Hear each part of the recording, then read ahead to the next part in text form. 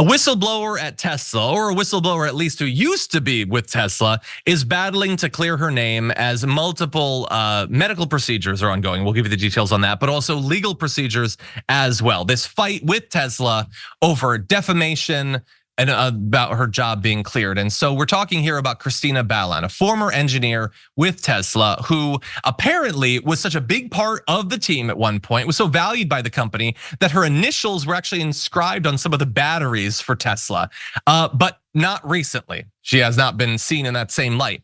Back in 2014, she raised some concerns. She's an engineer who saw engineering related concerns that she thought threatened the safety of those riding in Teslas. Basically, she noticed that in her car, the carpet was curling up under the pedals, making it difficult to brake. And so if there was enough of an obstruction, you would go to try to brake and you might not be able to. And that obviously seems unlikely, but also scary if it were to happen. So she raised concerns with management and they got hostile towards her. She apparently emailed Elon Musk, who had already said that he was directly encouraging employees to come right to him if they thought there was something going on that could hurt Tesla's reputation. So for instance, if you're working there right now, you might want to email him about his tweets, which are certainly hurting Tesla's reputation. But jokes aside, she said, I sent him one before I was at a Tesla telling him that we were all threatened. I was thinking in my head, he still wants to do what's right for Tesla. So she's saying there that she still had faith in Elon Musk, even though the management had given her reason to question that faith. Basically, when she had reached out about this, she was approached at some point by HR, who came to her desk and said, you want to talk to Elon Musk? Follow me.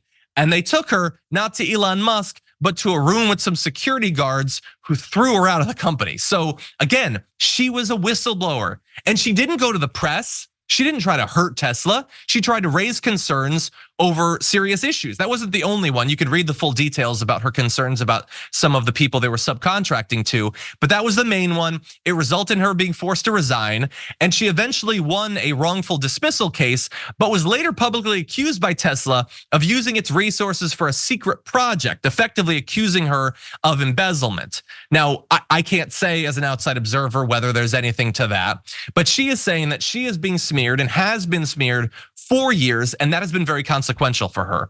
Also because she says that she has tried to find companies willing to hire her, but they've said to her, according to her, we'd like to hire you, but we can't afford to be on Musk's blacklist.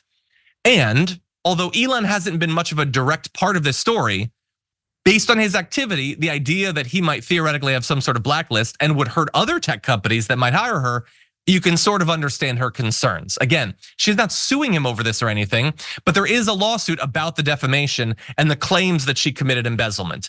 And I made a reference earlier on to medical procedures, and that's sort of one of the aspects of this that's underlying it, in that she wants to clear her name because she's worried that she might die. She has very serious breast cancer that theoretically might in the next few years take her life. And she apparently has sort of resigned herself to that incredibly difficult medical situation.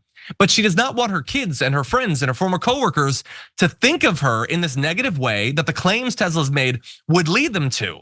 She wants to clear her name before she perhaps passes. And look, again, I can't say for sure whether any of the specific legal claims are true.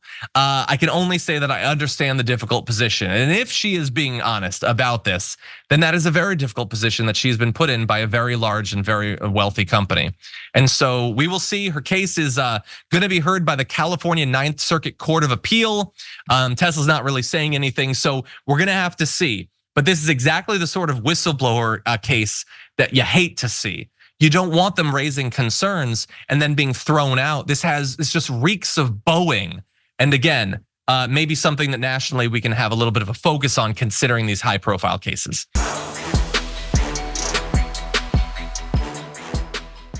Thanks for watching our video. Did you know that you can support our show by becoming a subscriber? Just click the subscribe button and also ring the bell so that you get notifications when we're live or when we post new content.